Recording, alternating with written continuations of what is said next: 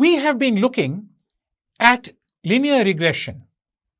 We've seen simple linear regression, we've seen multiple linear regression. The output variable or the dependent variable, the variable we're predicting, has been a number and is, in all the situations we will look at, remain a number. So we've worked with numerical variables. But not all variables that come in our data are numerical variables. Sometimes they are categorical. Categorical means they are labels. They are sometimes names or they are sometimes descriptors. We'll see a few examples. Can we incorporate such variables into regressions? Because they're not numbers. And if they're not numbers, then can we use them in an equation? At first glance, the answer to this appears to be no. But as we'll see, there are some tricks that we can use in order to convert categorical variables to numerical variables and then put them into our equations. So, the example that we've been going through is the numerical variable sales that is being predicted. And we've got numerical variables in advertising expenditure, discount percentage, and price.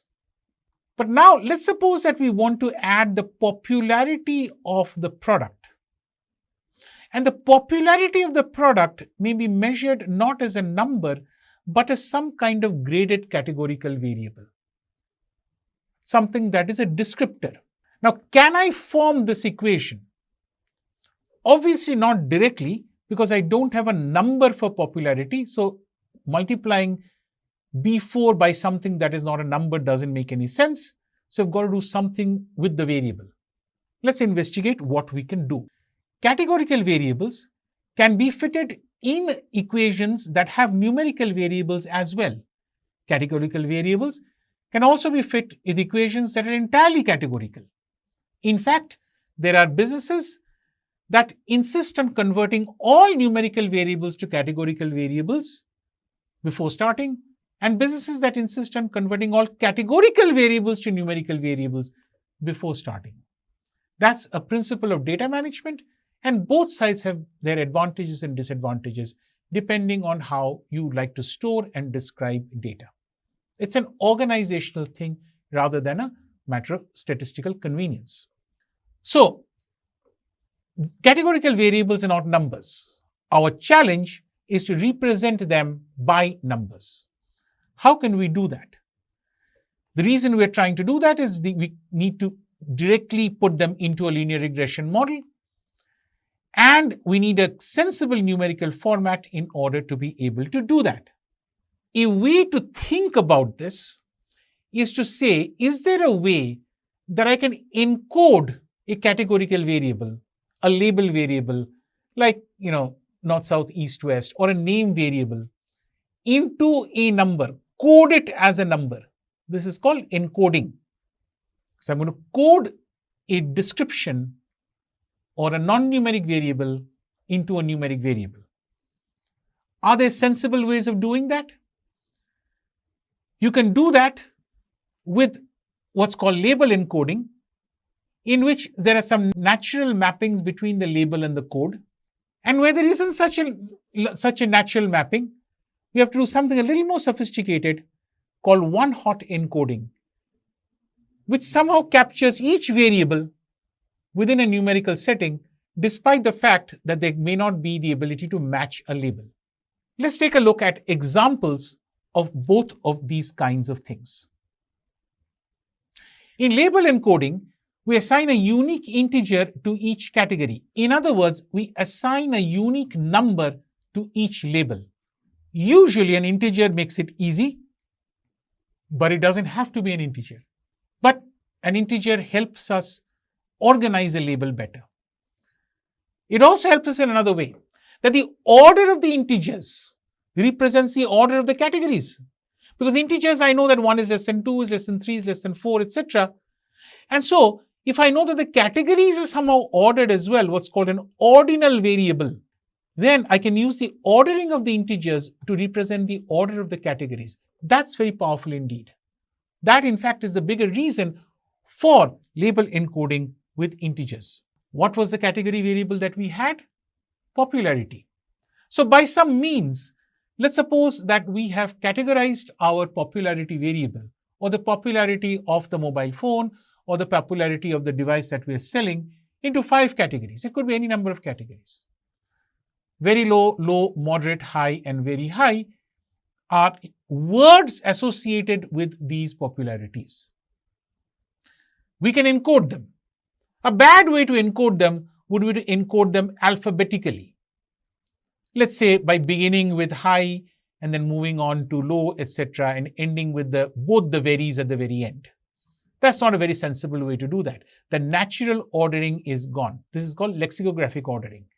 And lexicographic ordering for lexicographic encoding is the default for many pieces of software, and you should be careful that if that is happening, you're aware that that is happening. If you give this kind of a categorical variable and let software automatically encode, encoding in dictionary order is what it will typically do, because it has no sense as to what you mean by lowest and highest. But if you do know, and in many cases you do know, you can encode it yourself manually and say very low is 1, low is 2, moderate is 3, high is 4, and very high is 5. So now this categorical variable has become a numeric variable. And now this variable, coded as 1, 2, 3, 4, 5, can be put into your multiple linear equation. And the coefficient will represent that if my popularity goes up by 1 unit, by how much will sales go up? Say popularity goes up from 1 to 2 or from 3 to 4, the coefficient will tell me by how much my sales will go up. So it's easier to explain the coefficient as well. This is label encoding. But not everything is ordinal in this way or orderable in this way. What happens if it is not? If you cannot order it, there is a more, within quotes, expensive way of doing it. What we do is we create a variable for each category in such a variable. This is called one-hot encoding. An example will help illustrate this. But the trick is fundamentally to be able to encode something as a 0 or a 1. 1 if it is there, 2 if it is not there. So the value 1 in one-hot encoding indicates the presence of a category, and 0 indicates its absence. Now, presence and absence are too simple if the variable has many, many labels. And this is where the feature of using multiple variables comes in. Let's look at an example. Let's suppose that we have regions: east, south, west, and north. Let's suppose that we've got 4 regions. This is the kind of variable that you'll get. So every column will be, say, east, south, west, east, north. It'll look like that. So the column variable will not have a column of numbers, it'll have a column of labels.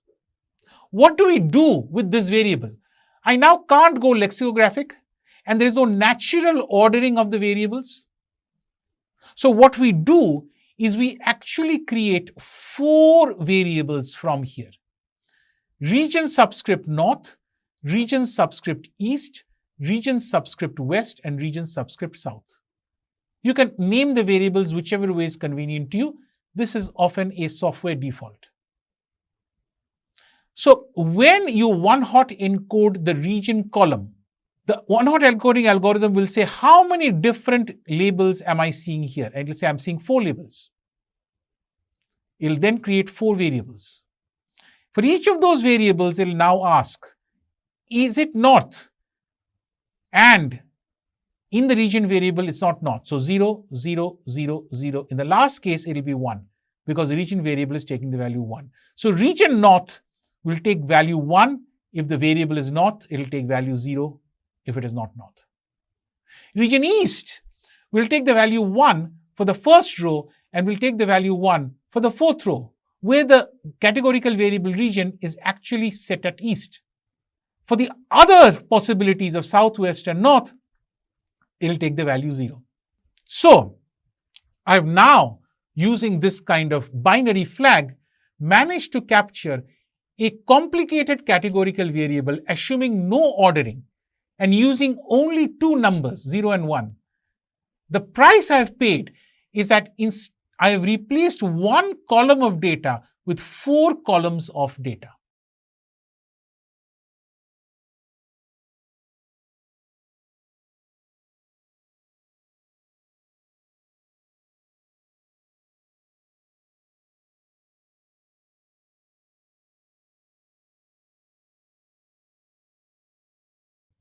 And so therefore, what this will do is it will expand the data set out. So therefore, if that is a price we're willing to pay, this is a simple encoding. Terminology, these variables are sometimes in many domains called dummy variables. Dummy variables, dummy in the sense of representing another variable. In statistics, in economics, these are called dummy variables. Computer science, engineering fields is called one-hot encoding. So now we know how to deal with categorical variables, either ordinal, as where I have one numeric variable capturing them, or nominal as it is called, where I need to go through this kind of one-hot encoding.